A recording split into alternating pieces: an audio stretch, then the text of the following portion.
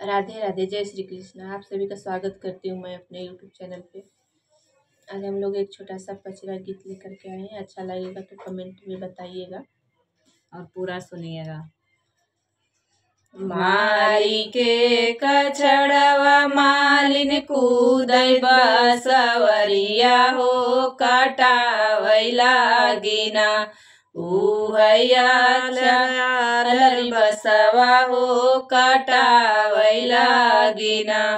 मारी के कछड़वा मालिन कूदै बसवरिया हो कटावै लागिना।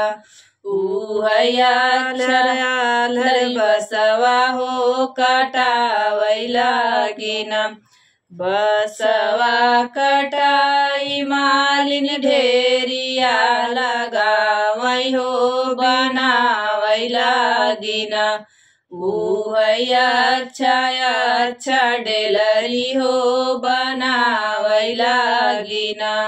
बसवा कटाई मालिन ढेरिया लगावै हो बनावै लागिना। उहैया अच्छा डेलरी हो बनावै लागिना। डेलरी बनाई मालिन ढेरिया लगावै हो लोढ़ाई लागिना। उहैया अच्छा गेनवा हो लोढ़ाई लागिना। उहैया अच्छा गेनवा हो लोढ़ाई लागिना। गेनवा लोढ़ी मालिन ढेरिया लगावै हो बिरनावै लागिना। उहैया अच्छा गजला हो बनावै लागिना। फूलवा लोढ़ी मालिन ढेरिया लगावै हो बनावै लागिना। उहैया अच्छा गजरा हो बनावै लागिना। गजरा बनाई मालिन ढेरिया लगावै हो चढ़ावै लागिना। दुर्गा माई के मंदिरवा हो चढ़ावै लागिना। दुर्गा माई के मंदिरवा हो चढ़ावै लागिना। मारी के कछड़वा मालिन कूदै बसवरिया हो कटावै लागिना। उहैया लरी बसवा हो कटावै लागिना। बसवा कटाई मालिन ढेरिया लगावै हो बनावै लागिना। उहैया अच्छा डेलरी हो बनावै लागिना।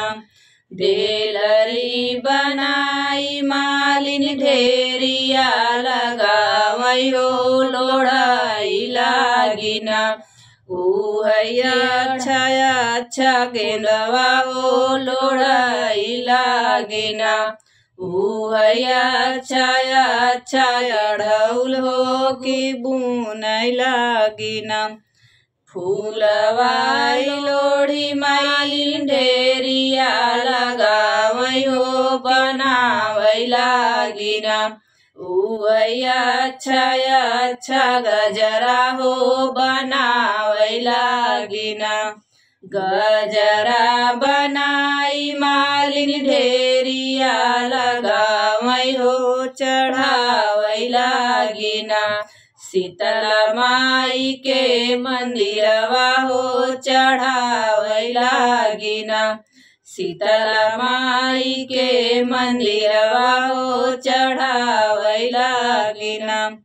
मारी के कछड़वा मालिन कूदै बसवरिया हो कटावै लागिना। उहैया लर बसवा हो कटावै लागिना। बसवा कटाई मालिन ढेरिया लगावई हो बनावई लागिन। उहैया अच्छा डेलरी हो बनावई लागिन। डेलरी बनाई मालिन ढेरिया लगावई हो लोढ़ाई लागिन। उहैया अच्छा अढ़ौल हो लोढ़ाई लागिन। अढ़ौल लोढ़ी माई ढेरिया लगावई हो कि बनावई लागिन। उहैया अच्छा गजरा हो बनावई लागिन। गजरा बनाई मालिन ढेरिया लगावई हो चढ़ावई लागिन। सातौ बहिनी के मंदिरया हो चढ़ावई लागिन। सातौ बहिनी के मंदिरया हो चढ़ावई लागिन।